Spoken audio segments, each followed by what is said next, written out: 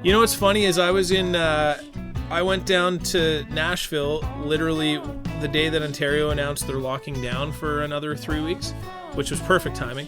So I was driving, I heard that on the radio. I was like, so long, suckers. And so to my dismay, it snowed there like 3 times. And the first time was 6 inches of snow. The whole city just shut down. Like, I went to leave. I'm like, there's no snowplow here. Okay. Hello, and welcome to another episode of On The Porch with Front Porch Music, hosted by me, Jenna Weishar, and Logan Miller. Festival season is upon us, friends. It's time to get outside, listen to live music, and enjoy the summer. We are so excited. I hope you are too. On the Porch with Front Porch Music has been an awesome opportunity for us to connect with artists across Canada and get to know them a little better. Today's episode is nothing short of that. Today we're chatting with Chase Kastner and Chris McComb of the Rivertown Saints. We've been jamming to their latest single, Maybe a Little, which we talk about more than a little in this episode, along with lots more. Stay tuned for our chat with Chase and Chris.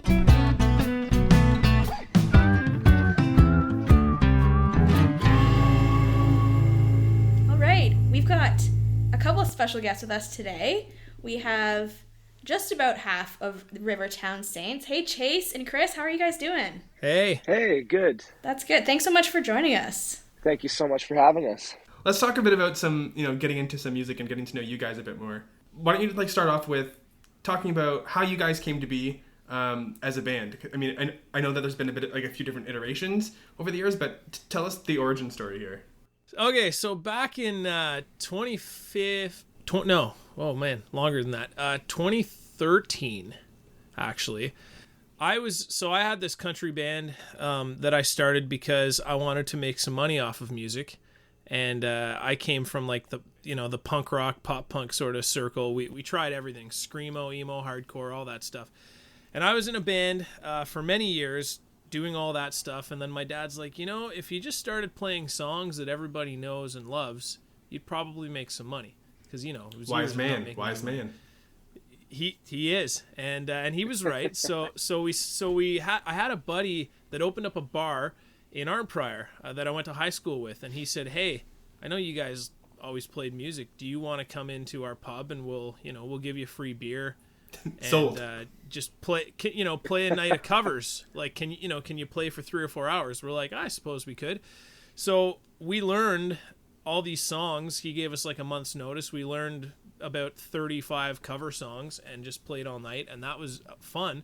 And then at the end of the night, because it was so good, he actually paid us.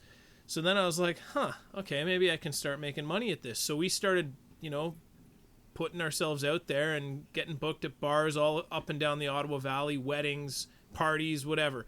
You bring a PA in, blah, blah, blah. Did that for a while. Then in 2013, it was kind of like we wanted to do original music in the country genre, and we had some stuff out. And I was always pushing and just really giving it my all, but nobody else seemed to want to do it as bad as I did as far as original music. They're like, we like the free beer, blah, blah, blah.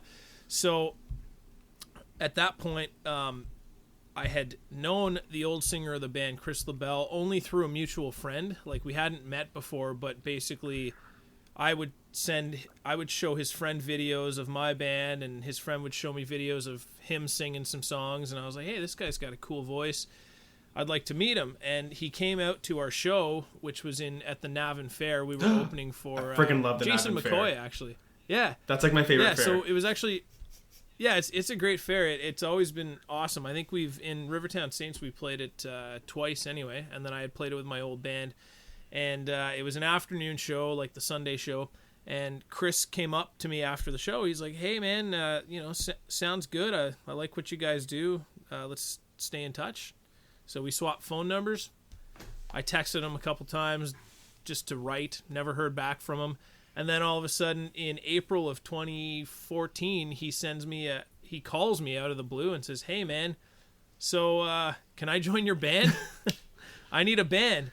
That's a bold move. Yeah, it was bold. And I was like, well, you can't join my band, but I think we're pretty much at the end of it because these guys don't want to pursue original stuff. So if that's something you are interested in, let's start a new one. I know a great lead guitarist who is Jeremy, who I had met also through mutual friends. So I called up Jeremy and I said, what do you think of this? Obviously, we're going to have to put a bit of time behind it and kind of roll from there. And he's like, let me talk to the wife, and then came back. Yep, I'm in. All right, well, cool. So the three of us got together and just started like singing some songs that we had and just trying some covers, and it turned out pretty good. We were just singing, doing harmonies, playing acoustic guitars, and then we're like, okay, let's get a band thing rolling.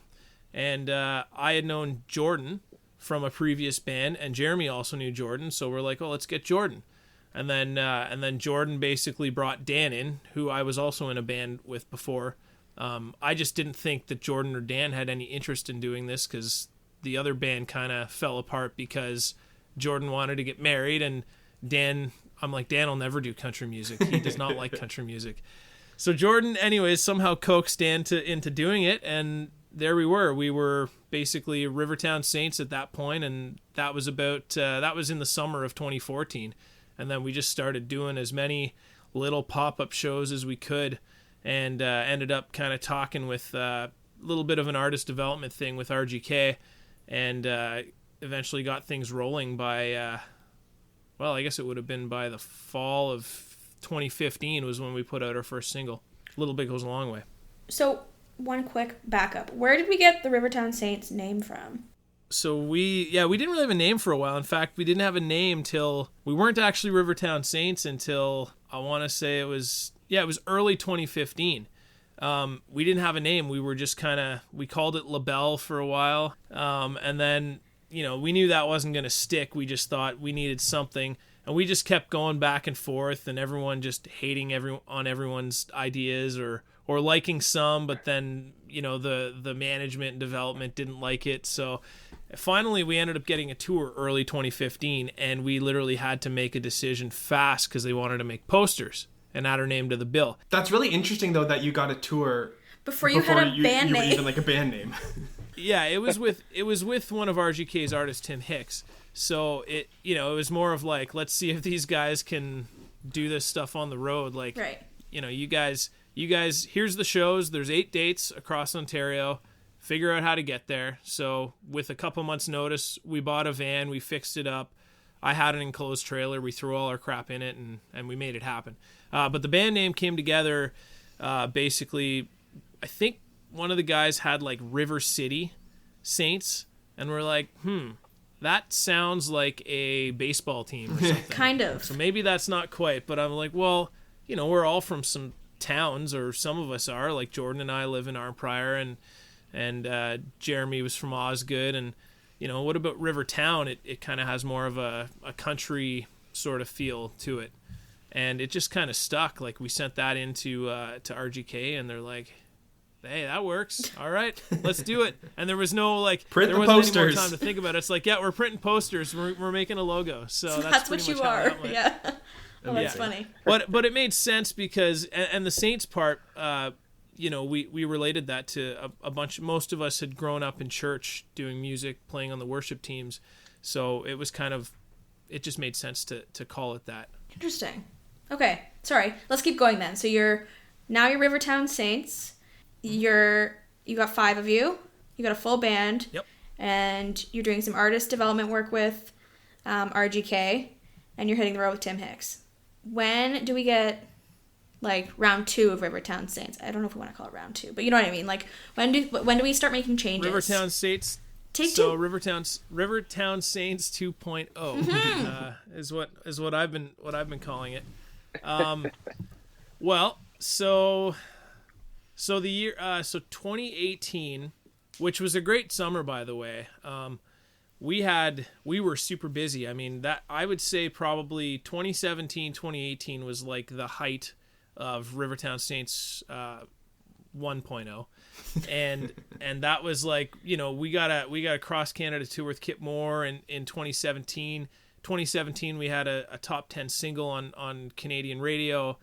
Everything was going real good. 2018, all those shows were coming in, everything was awesome, but it just seemed like the old singer, Chris LaBelle, he just didn't, I don't know, he didn't seem to want to travel anymore. He just wasn't into it as much as he was. He just didn't seem as stoked. So we kind of, we were trying to figure out, like, okay, so what's the deal? And he's like, nah, I think I want to go solo, and it's not the style of music I like, and I kind of just, I want to do my own thing. So we're like, okay, well, I guess it is what it is, and that was kind of a, Was that a really hard conversation? Yeah, it was, because there was several very hard conversations where, some of us were pretty frustrated, and we're like, we did all this work, and now the front man of the band wants to leave. Right. Like, that's not cool. I can only imagine, especially at like the height of where you were too. Like, why now, man? Yeah, exactly. And I mean, now, I look back now, and there's no bad blood now. Like, at least I don't think there is. Like, it's all good, and I respect his decision, but at the time I didn't. That's fair. I think that's probably normal. Yeah. Yeah, like I was kind of resentful, and I know I'm not the only one, but of course you got to respect what somebody wants in their life. Yeah. So basically that year we're like, all right, well, I guess we should start thinking about who we're going to replace this. Like, I'm not ready to hang up the hat. I've put all this time and effort into this thing, like, yeah. And so it's Jeremy and Jordan and Dan, like, let's keep on going. So Chase was actually kind of in our radar for a couple of years, and it wasn't because we were planning on replacing our lead singer. It was just he had come to a show in Sudbury in 2017, I think it was. Chase, does that sound right? Yeah. Were you still in high school then? Yep, I was. Yeah. Oh my God! Just a baby. Okay, whoa, how old are you? I'm 23. We knew. I'm so old. You are. Oh God. We knew. We were like, you're younger than the rest of them. We've been sussing you out. Oh, yeah. So he was a fan. That's what it was, right? You were the Rivertown Saints, like, biggest fan. No. No, Actually. I don't think so. All you had to say was yes. No, Okay? Jeremy's actually my cousin. So he got in touch with my aunt because they are pretty good friends. They keep in touch. And he offered us a couple of tickets to come out and see the show. Are you like the baby of the whole family? No. I have a little brother. He's 19, and he is, like, not so little. He's, like, 6'5".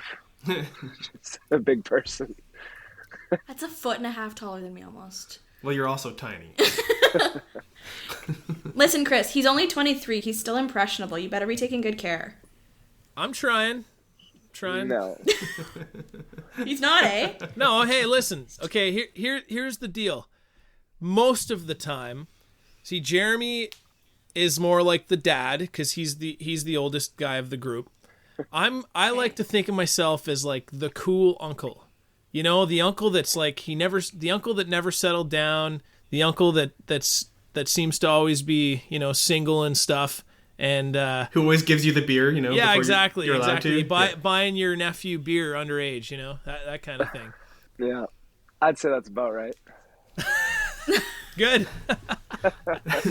I'm glad. All right, Chase. So you went to the show in Sudbury. Let's get back. We got off track. Yeah, so so fast. Went to the show in Sudbury. Watched you guys open for Aaron. Is that what that show was? Aaron Chris? Prachette. Yeah, I think it was that one. And around the end of the show, Jeremy messaged me and said, "Do you want to come backstage?" So of course I did, and I went back there and started talking with all of them and showed them a couple of videos of me singing because I like to post them. I like to post them on Instagram, like I was doing that throughout high school. And cool. I kind of wanted to flaunt a little bit, so I went around trucking and showing everybody them. And Chris LaBelle, funny enough, actually, he said, "Whoa, I better be careful. You might steal my job one day." And I was like, yeah, I just laughed, and it was what it was. But you had no idea. 2 years later, you stole his spot. I stole his spot. That stole it. Oh, interesting. But yeah, that was the first time like I met them. So what happens after that? So how long were you guys still a band after that, Chris? I think it was a year and a half. Well, 2 years. we're still a band. I was No. going to say the same No, thing. I like was like, well, they still 1.0. exist. So that would have been 2017, I think. So yeah, so basically the following year is when the following October, late October, is when LaBelle called it quits, and we announced it. And basically, I think right after, well, I think we waited a couple weeks, and then I think we reached out to you, and I said, okay, well, we're going to be doing some auditions. Well, Jeremy reached out to you, and we auditioned. I guess 1, 2, 3. We auditioned 4 times. dudes. We did it You came down too. 3 times? Yeah. You came down the final time. I think we pretty much made the decision. But yeah, so basically out of 4 dudes who were all great, everyone had pros, everyone had cons. And it was funny because we kind of had like a Excel sheet with the pros and cons. Like, Chase's con was like green, as in like we're like, how much experience do you have playing? He's like, not much. I did one. I think you did one show and you sang at a wedding with your sister or something. Yeah, that was right. it.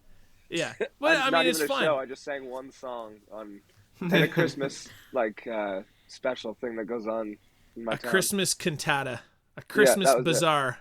So you were super honest instead of like, overselling yourself just like slightly. You didn't want to be like, oh yeah, I not a thing, eh? You're like, I have performed twice. Yeah, I was like, not even performed. I told him I don't even count those because it was just basically karaoke in front of people, and that's basically the extent of it. I went to the local bar and played karaoke, and but the difference is that you sound like your voice. So we would record our rehearsals with everybody, just to kind of revert back and go. And I know that seems very particular, but I mean, it is like, we got to figure out, like, this is a guy, if this all works out, this is the guy that we're going to be spending a lot of time with that is singing in our band for the next, hopefully, several years.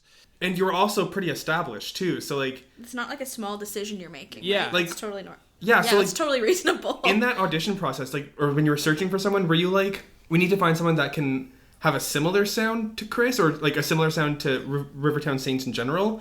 Or was it just like, let's see what we can do? It was more like, we didn't want to have an exact replica of who we had before. We wanted somebody that would sound good singing our old stuff, but that would also sound great and have a new sound to our newer stuff, or at least vocally a new sound.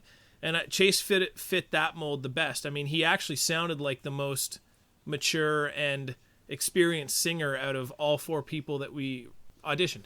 So that was outside feedback. That wasn't even from the band. We just showed some other people. They're like, oh yeah, like, without telling them who it was, we're like, what do you think? Well, this guy's got the best voice. Who is he?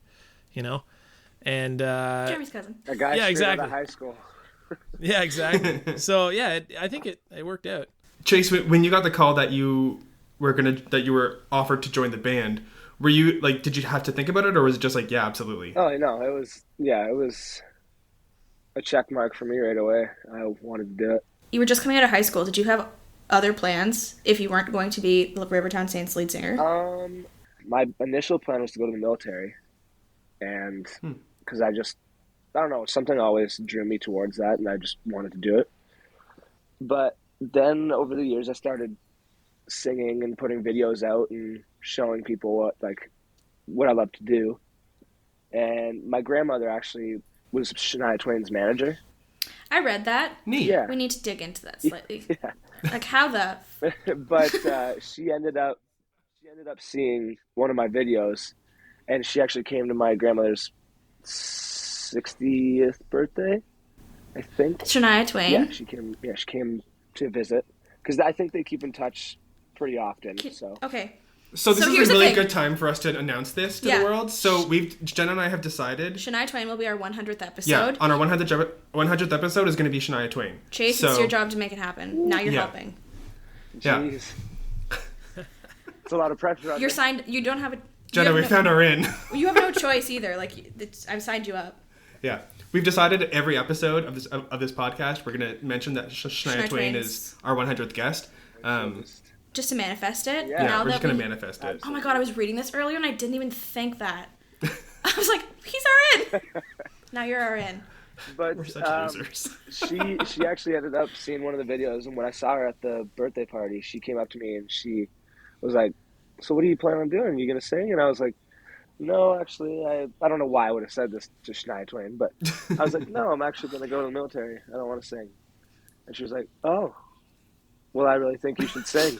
And I was like, "I don't know, like I've had plans to go to the military for a while, you know." And she was like, "I really think you should sing. You shouldn't go to the military." When Shania Twain tells you to do something, I think you should listen and do it. I don't know. Yeah. That's just me. Well, he clearly did. Yeah, so, well, then I was like, maybe I should rethink my Maybe plans. if this international sensation is telling me I might be good at this, I should think about it. Yeah. And then I really didn't change much except for sing a lot more often and post more things. But it seemed to just, like you said earlier, manifest itself. I just kind of just said that I was going to do it, and then got a call one day from Jeremy. So Neat. yeah, Oh. That's really cool. Neat is an understatement. That was a big understatement. That's so cool. Okay, so Shania Twain's told you have to do this. You get a call from RTS and they're like, "You want to be our lead singer?" And you're like, "Absolutely." Yeah. So now you kind of fit into this puzzle. Is it interesting? First of all, Chris is telling us his whole background, which you've probably heard this story a number of times now. But yeah, so now you're here, and why don't you take over a little bit, and we'll let you tell us, like, you join Rivertown Saints. What's your first, did it throw you on a stage and say, "Let's do this"? yeah. Oh, Basically. I was kidding. Yeah, well, basically we had 3 shows or something from the previous booking, Chris. One of them was Jason's tournament, and one of them was the Prior Fair. Oh yeah. So we had our Prior Fair that I think was rebooked because they were doing some event that we got booked for, but then we had something else come up that was like a better opportunity, and our booking agent just worked something out where they gave them a better deal on the next event if we could pull out, kind of thing. I don't know what booking agents do, but they're super handy to have. So if you don't have one, you should get one for sure. And and then we had the Jason Blaine golf tournament that we do every year, and of course, you know, that was very early on. Like that's always in June, and so we just said, hey, like, well, they asked, like, you see you have a new singer now, do you still want to do it? And we're like, yeah, if that's okay with you guys. I know it's going to be a little different, but they're like, no, come on, let's do it. So, and then we had That was the first show. we had a few little acoustic things, and then we had a showcase thing, but I wouldn't even count. That wasn't really a show. No, yeah, the that was first show for ever for you was the 20 golf people tournament. in a room that didn't look very impressed. Yeah, that was in like May of that year. That's a later story. But yeah, what was Yeah, but that I'll was let the Chase first take show, it from that here. one. That was the first official Rivertown Saints and ever show for me. What was going through your head? Were you shitting? Almost. No, you know what's weird? We did a few months of like crash training on how to perform, basically. They taught me a lot on not how to sing, but how to do everything else, basically. We got it down pretty good, and I was pretty confident. I wasn't missing too many steps that were that huge and important, right? So, yeah, I felt like I was pretty prepared. And we went out, and It must have felt like a whirlwind for you. it was very different because I've never been in that atmosphere, right? It's just, and like I've never been involved in music even throughout my high school career. Like everybody else in the band has been in church bands and played instruments their entire, high school and childhood, and played in bands and stuff. And I literally started when I was in grade 12, and then 2 years after I was doing this. So it was very, very fast. Well, good on you for like having the confidence to just get on the stage. Thank 'Cause you. That would be really hard, I would think. I think also I got a lot of it too. My mother sings quite often, and she performs whenever she gets the chance. Growing up, seeing her doing it all the time, it made it kind of seem not as scary, if that makes any sense. It wasn't it didn't seem as nerve-wracking when I know that she can do it, This just seems like a lot of things that were meant to happen. I know, it did seem that way. Because, like, the final nail in the coffin was definitely Shania, though, saying, like, get your head out of your ass and go sing. Okay. You just equated joining a country band to just signing your death wish. final nail in the coffin. Shania Twain saying, "Get your ass on the stage." No, Dead. no, Get she, thee to a stage. she Done. killed the old me. Ah. Yeah. She killed the old you. Oh, nice spin around there. There you Nice go. spin. So before we move on, let's just take a quick little break.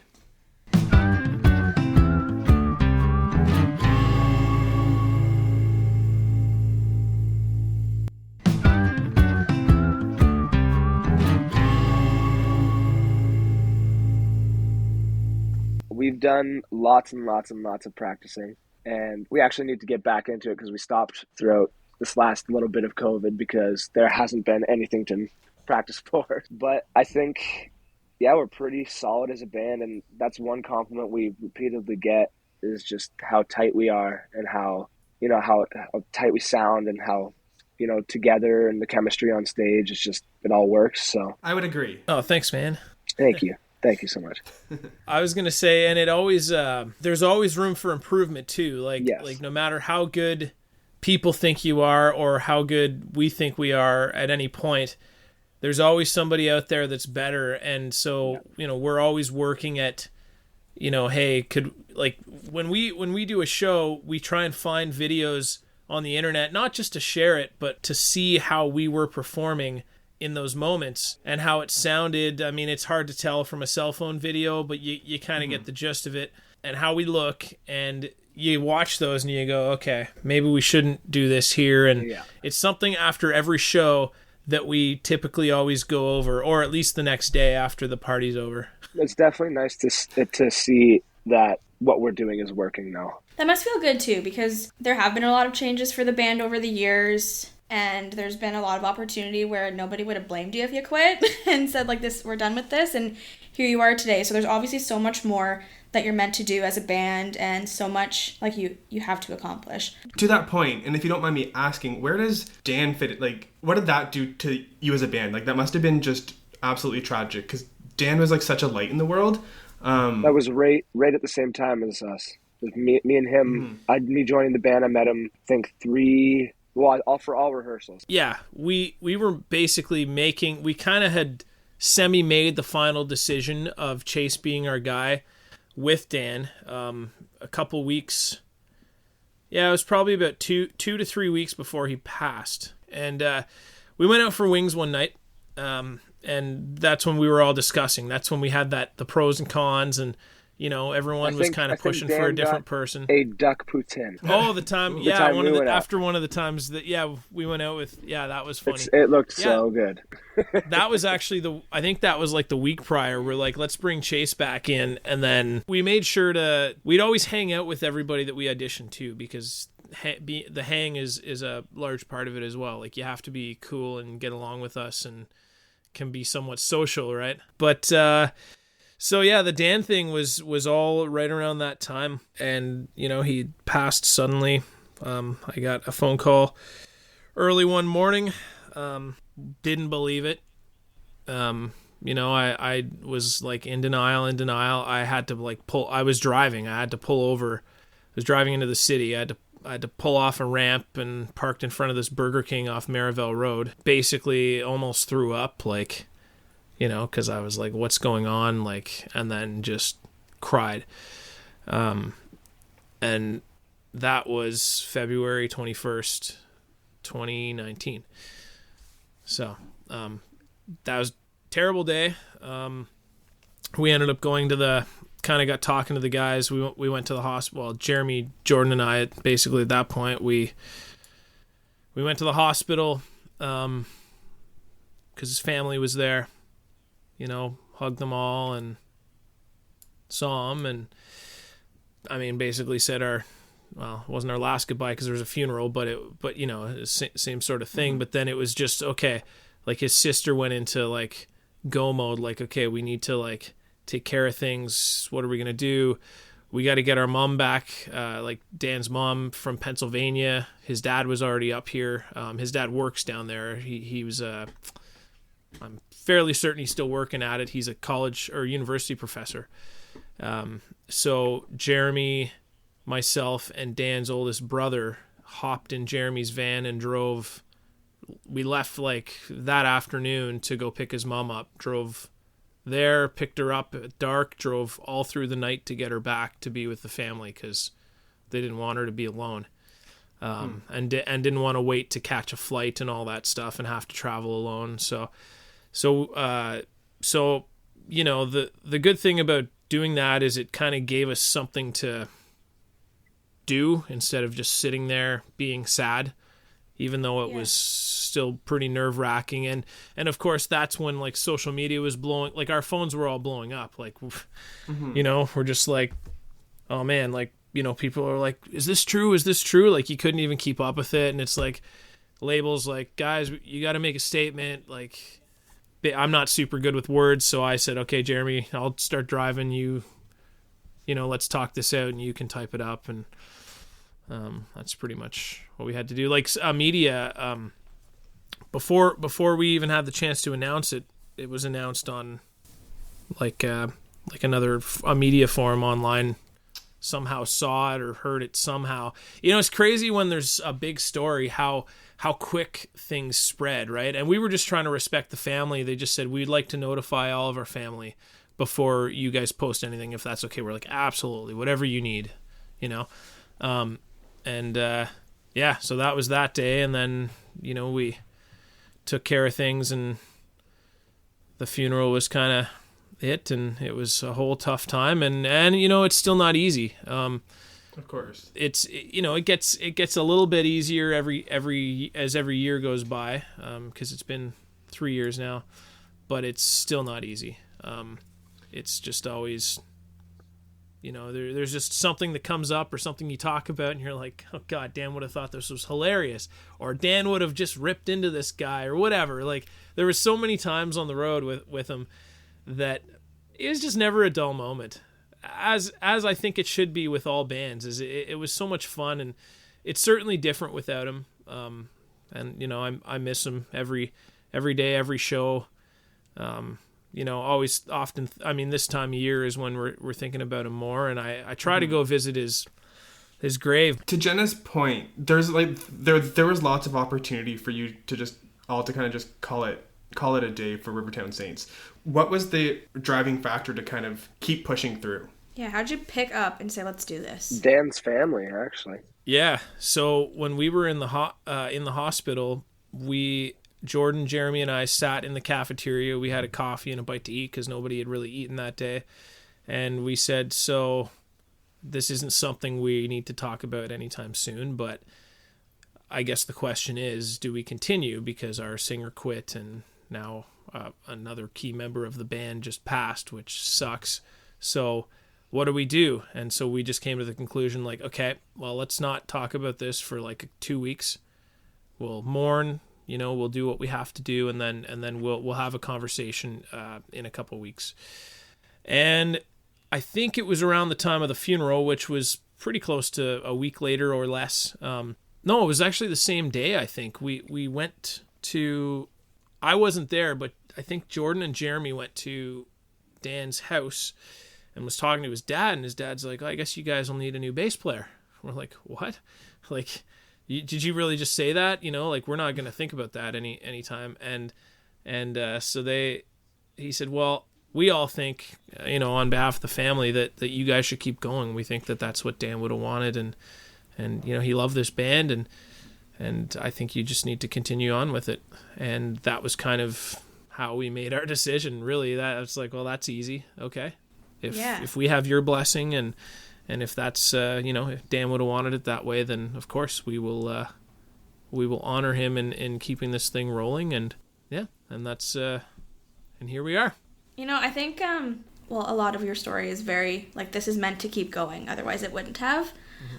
But there's, like, a lot of, like, I hate to say special moments when obviously you've gone through something horribly tragic, but for all of you to be, like, so proud of, and I have no words. Well, mostly I have no words here, which I'm a very chatty person, so that's interesting. But, like, it's just, you have so much ahead of you and so much to do, and I think, like, you obviously keep Dan with you whatever you're doing, and you know that he's, like, cheering you on every single day, right? Like, he's sitting in those writing rooms, and it's just, like, such a special thing for you. It's like a bonding moment, even though it's obviously come out of something so tragic. I think that's really, really Yeah, or he's rolling his eyes at us because, you know, I said something He's stupid like, I or, wouldn't you have know. done that. Yeah, exactly. What in the hell are they doing right now? Yeah. He'd be like, I told them Totally. to add that rap song, but they just didn't. Yeah. Yeah. Oh, that's funny. That's funny. So now that we're coming out of the pandemic a bit, you guys have been, have released some new music. A few months ago, you released a really funny music video for your previous song, and it was really fun to watch. Looked like you guys had a ton of fun recording it. Are you referring to Long Time Coming, the one that I'm naked in? Sure am. No. Okay. The other one. I mean, that one was fun to make, except for that part, because what you don't see is that there's a lot of Five beaches. guys looking at the other side of you. Yeah, they're exactly, and so I'm facing the beaches, and there's cottages like that. That was one cottage. That's Joe's dad's property. Yeah. That we did all of that at, but basically, there's cottages pretty like, you know, hedges kind of separate them on the Ottawa River. So there was a cottage next door and another cottage next door, and we had an audience. Yeah, And they're like, hello. there's people watching us film. Yeah. Exactly. I mean, they would have needed binoculars to see anything anyway, but it was still like, it was cold. Okay. So are you the guy who's just willing to take one for the team in those instances? Because you also play an interesting character in a Lemon Cash video, and you're just happy to be there and like do it. Yeah. well, with Long Time Coming, You just had the best body at that point. Yeah, I was written into the script, so they just wrote it and then told me that. Like Jeremy, I think Jeremy scripted most of it, and he's like, all right, so you're going to do this. And I was like, oh, am I? All right. Okay. The Lemon Cash thing, yeah, they just asked me to be in it. And I was like, yeah, sure, I could be a dick. Douche. No problem. Yeah, no problem. Yeah. We're pretty tight with the Lemon Cash guys, so. Yeah, they're good friends of ours, good dudes, fun hang. Can't wait to get back at it this summer and yeah, we're going to be playing with have some more cocktails with them. Yeah. Well, yeah, I mean, you're both now just recently signed to Sakamoto. Yep. What was that process like for you guys? It took a while, actually. Yeah. You want to elaborate on that, Chase? Because I've been talking for a while here, so. Yeah, it took a little bit to get that process going. I think it was just more to do with the state of the world, you know, but we ended up getting a showcase at the CCMAs this year. That one was very nerve-wracking because we hadn't played in a very long time. And it was also for a bunch of industry people, so it was, you know, if you screw up, we're going to know and we'll remember. So, like, you know, it's kind of one of those. So it's just, but it went well. It was a good performance, and the rest of the night was great. What are you excited for in terms of, like, being partnered with Sakamoto now? What are you looking forward to working with them? In the past, it's just been very difficult to book shows by yourself. True. And just have a big enough name behind you that people will contact you just to get someone on your roster, right? So that's the big handy thing to have with them. And our team, our agent Carla, she's phenomenal, and she's already just pulling in the shows. So it's just very helpful, very, very helpful. Takes a little bit of strain off of our shoulders, you know. So I bet. So you probably have a good schedule booked for this year, lining kind of starting to fall into place. There, it's coming together. What I will say is, when the old singer quit and Dan passed, we went from being a signed band to a completely independent band, you know, in basically over those events that had happened, unfortunately. And it was a business decision, and it was mutual too. I mean, you know, we asked to get out of our deal because we didn't think that they were able to kind of help us with what we were doing. So we kind of went back to the drawing board. It was pretty clear that that's what the step needed to be, the next step. So. Yeah, exactly. So, and then of course COVID happens, and that doesn't even give poor Chase a chance to like get out, because we actually were doing all right. Like we had a lot of stuff booked independently the first without year, a booking agent the first year, and then like for 2020 we had all kinds of stuff, and then it just went woo, every single one all gone.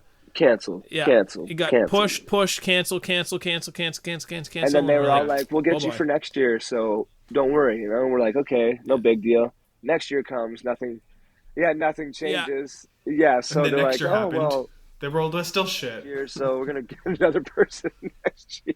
But it's all good. But no, it's coming together now. From my standpoint and from Jenna's standpoint, from the listener, the fan view, you guys are definitely in a place where you're so strong right now in terms of your sound and what you're doing. So what do you guys have coming up soon? Well, we actually, yesterday, we just released a brand new single called Maybe a Little. It's more of a heartbreak sort of moving on song that actually Chase and I wrote. It was probably, the second or third song we ever wrote together. Second or third song ever. So which one of you is moving on? It was both of us. Yeah, I was married for 2014 to 2018, and Chase was in a somewhat long-term relationship, if a high school sweetheart even counts. So we both had that on our mind, right? And it turned into a really cool song that everybody loved right away. And we had a couple co-writers on it as well. We were doing trips to Nashville and setting up rights with people that I used to write with and publishers and stuff. And so that was the first writing trip I've ever done, and I had never written a song ever or even tried before. So it was definitely a new experience to walk into a room and just kind of watch everybody spit out stuff. And I'm like, am I supposed to do this? So hey, but you know what? You contributed. And the thing too is that when we wrote Slow Kiss, so that was the first song I ever wrote. That was the first song you ever wrote. And it got cut. Yeah. And it got that's pretty good, because I've written the first song I ever wrote. I mean, God knows it, 25 years ago on a Casio keyboard or something, but that's pretty good for somebody, because I like all the stuff I wrote from that long ago and I never saw the light of day, although I was just like a early teenager sort of thing too. But it also does help though that I'm in every write. So yeah, exactly. It's bound to your odds were pretty good. Yeah. You set yourself up for that. I'm in every single write always. So it is important to have the singer, because you're trying to write it. You're writing it for your band and for your singer to sing. So it is important that they're there, because you know what Chase's asset is, he has some really cool melodies, like stuff that I would never think about or never be able to really sing, probably because I can't sing near as well as him. So he just comes up, he just basically like throws up ideas and you're like, oh my God, that's amazing. So that's what's really cool, and that's what's important to having him in the room as well. Like I want him in the room always, but Uncle Chris loves you so much, Chase. I know. I'm like super impressed with you, Chase. Like, just it seems like everything that you've done is just kind of you're just good at it. You're meant to do this. You're just good at it. Thank you. It does. Some days it does feel like that, and then some days it feels like it's the hardest thing in the world. So, but it's you need a good balancing of the ego. You got to be humbled once in a while. Yeah. That's right. And you're not giving me any opportunities to do it, so we'll trust you. Yeah, it can be, the music industry can be very discouraging very often. Yep. Oh, it's definitely not at all. Yeah. Like it's very, very hidden in a way that nobody that isn't involved with it, they don't know what's going on at all, right? Even being here in my hometown, my dad recently built a house, like I think, well, not recently anymore, but last year. And when I had songs on the radio, they play it in my hometown quite often, right? So people are like, "Oh, well, so did you making lots of money now? Did you buy that house for your parents?" I was like, do you guys, like, nobody really knows what's going on, right? I was just not a clue. No, we just finished paying for recording the song. Yeah, yeah. I've lost more money. It's just. Yeah. This is the worst business decision you've ever made. It gets better. Yeah, we do it because we love it. I mean, there is in if you do it for the money, you'll never make it, right? Yeah, so. I've done lots of different things in my life, and to make money, and there's been a lot of things I've made money with. There's been a lot of things I've lost money with, and I will say that if you want to get rich, music is not the thing to do. I do it because I love it. No. There is way easier ways to make a lot of money with a lot less work. But again, like, why do I have to do this? This is making my life harder. But I love it, and that's why, and I am going to continue to do it forever in some way, shape, or form. And right now, I can't think of a way that I would enjoy it anymore. As it's the little things that make it worth it. Yeah. Right. It's just, you do all this hard work behind the scenes, work for months and months and months, years even, for that 90 minutes on the stage. Right. And people are like, "Oh, well, that's just what they do." It's like, no, that's not what you can't just walk up there and do that, right? It's very planned. Well, you can. To some degree, you specifically can. Yes, to some degree, yes, but it's still very hard to plan it all out, right, and make it all work the right way. So. Everyone in the band has a job in the band, right, beyond what they do as an instrument. And so, Chase, I mean, we had to, we were trying different things, and the pandemic certainly didn't help, because it's like, what's there to talk about? Hey, this is me in my house, this, and screw COVID. Yeah, it just seems so like regurgitated all the time but anyways, we're kind of on the right track now. Like, Chase is handling most of the social media. Jeremy, he does a lot of the creative stuff, as do I. Jeremy works on some production stuff and video stuff, artwork, and graphics, and I kind of do the same thing, but to a little bit less of an extent. I kind of do like whatever needs to be done. I'm like the push guy. He handles like Spotify and release. And... Yeah, exactly. But it's all, there's so much work behind the scenes, like Joe basically manages our band equipment, and like merchandise is kind of what he's that's his job now.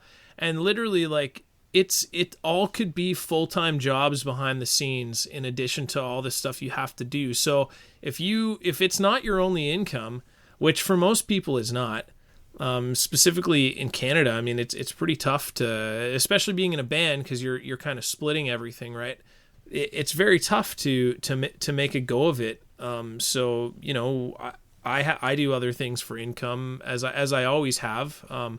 I've managed to switch a lot of that to passive so that I can work more on this, but it's tough either way. And so, when you can get it to the point that you're making money, it just means that you don't have to work all night every night, but you still have to work during the day or whenever you want on your music and on your writing. So it's just so important to just, the work never stops. The work truly never stops. We feel that very hard. Of course. Okay, I think this is a good place for us to say thank you for joining us, but also, I didn't warn you ahead of time, but we have a little game we want to play. Oh, sure. no. It's basically whichever Rivertown Saint gets thrown under the bus for each question. It's like, who's most likely to be? And you can feel free to answer at the same time. Or you can, like, somebody might know the answer better, but I want you to say who comes to mind when I first say Do we get a buzzer? So anybody in the band or just us two? Any saint. Whole band. Okay. Just because they're not here to defend themselves doesn't mean we can't throw them under. Love it. Okay? Love it. That's what I'm saying. Who is most likely to? Or who is it? Okay, so who's the worst driver? I mean, Jeremy. I have the worst record, but I think Jeremy's the worst driver. You don't get to say that. I was gonna say, I mean, if you count the amount of people that have, like, gotten into fender benders, have dents in their car, rolled them, whatever, definitely Chase. Flipped a vehicle. No way. Oh yeah, Yeah, Chase, you're exempt from this question. Do you let him drive? You don't get to answer. No, but the thing no, is, used I'm to. a really good driver. Live in a place where you get half a foot of snow in 40 minutes, and I lived on a dirt road fair. that was like just a mountainside. I do agree with you there. I've never felt unsafe driving with you, but then you sending me a picture of, like, your vehicle in the ditch and stuff, I'm like, maybe I should rethink this. The thing is, too, is it's all three happened on the same road. It was an old dirt road that was, like, really skinny and always covered in snow. And, yeah, so none have been, like, other vehicles. I hit a tree because I slid off the road, and I flipped a vehicle, too, because I slid off the road. So it's just, like... it was all because of snow, and it was all in the winter too, so. Okay, fine. Time to stop driving that road. No kidding. Oh, yeah. Is there another route we can take? I have moved very far away from that road now. I have 10 of these, so we gotta get... All right. There's a story for everything, I'm sure. Okay, who's most likely to forget something when y'all are packing up and heading out? Our drummer that we hire on. Oh, yeah. Yeah, he forgets stuff. Yeah, Corey. Okay, who is most likely to fall on stage? Me. Or Chris. Have you fallen on stage? I haven't yet. Knock on friggin' wood somewhere. Okay. I love that you said yet. Who has the weakest liquor tolerance? I mean, we're all pretty professional Joe. with that. I think Joe. Joe gets very, well, maybe Joe could last very long, but you know when he's drunk. Oh yeah, immediately. but he can handle it. He starts throwing stuff at you like garbage or something. I know, but he throw it at you and laugh. Other than that, though, he doesn't act drunk. Like, Like, I don't... No, yes, very true. He But- doesn't stumble around or anything. No, like, he could be completely annihilated. Like, him with the same amount versus me, like, you'd know I'm intoxicated. Joe just turns into kind of like an asshole. But a funny asshole when he's drinking. A funny fair. one, yeah. Yeah, I don't know. We all handle it good. Who has the least game? Who's the worst at flirting? Chris is. Are you but kidding me? For some reason, girls like him. Probably because of his face, but I know he just walks up and he's like, "Hi, my name's Chris McComb." He's just I play businessman. Yeah. All right, that's fair. Businessman Chris. That's funny. Do you have another answer, Chris? I mean, Do you want to defend yourself at all? This is an opportunity for you to tell Chase what he's bad at, and no, I think he's. But he knows I'm not bad at it. He's got game, but I beat him at it all the time. So whatever. Yeah, you do. Somehow. This is gonna be a good Somehow. question. Who's the worst cook? See, none of us really cook around each other. I mean, Joe's barbecued a lot. I know I can cook, yeah, but we don't cook around each other. Yeah, I don't know. I'm definitely fair. I'm a It's takeout and pizza. I'm a terrible cook. I've never seen Jeremy cook anything in my entire life, so I'm gonna go with him. Yeah, me too. Okay, fair. Who snores loudest Jeremy. in the van? Oh, Jeremy. Yeah. Yeah. 100%. Unanimous. Yeah. There was no hesitation there. Who has the longest morning getting ready Jeremy. routine? Yeah, Jeremy and then me. It was just close. Yeah, second. Chase takes really long showers. I love showers. But Jeremy has a routine. Okay. He has the same routine every morning, and it's all has to be timed properly. So slow. And it takes forever. And he's not putting makeup on he'll it. get up, make a coffee. He can do whatever he wants. It's just the longest. It's just when there's only one bathroom, you got to wait 45 minutes for him to poop and shower. So. Okay, 2 more. Who is the most likely to show up late? Me. Probably Chase. Yeah, Chase got the worst track record at this point. When you know that about yourself, it's a toxic trait, eh? Yeah, it's definitely I know I'm gonna be late. I'm like, I know I need to leave now or I'll be late, and I'm like, I forgot a water bottle, and I'll walk back in the house and go get it, and I'm just I know, but I just. That's me too. The rest of you should be telling him a half an hour. I actually have done that before, and it didn't, it. Well, actually, it has worked. I showed up on time. Yeah, he showed up on time that time. Or actually showed up early and was waiting on us. That's what happened, 2 weeks ago, or 3 weeks ago, whenever before we did that show, or that showcase. Yeah, you told me an hour earlier. Yeah, and he showed up right on time, and was waiting for us, so. You know you're that guy, and you... man. That gives Jenna anxiety. I'm cool with it. That's me too. That's fair. That's not me. I think time isn't something that should be managed. I think deep. Look at her. She's furious now. I can tell that you were just like, what? Okay. What? We're not talking. Okay, we can't talk next about question. this She's triggered. It's the last question, and this is very important. Please take this one extremely seriously. Who would make the best bachelor? Me. Like the TV show? I don't know. Well, okay, what's the definite, a bachelor on the TV show? I think me, because Probably Chase, because he's young. I think I could act better than Chris. What are you? That's a reality TV show, dude. Okay, so here's the not thing: real. if you act, so what you're saying is you'd be good at it because if you know how to not be yourself. Yeah, I couldn't not be myself. I think I'd be the most eligible bachelor. I think so. Fair. Definitely.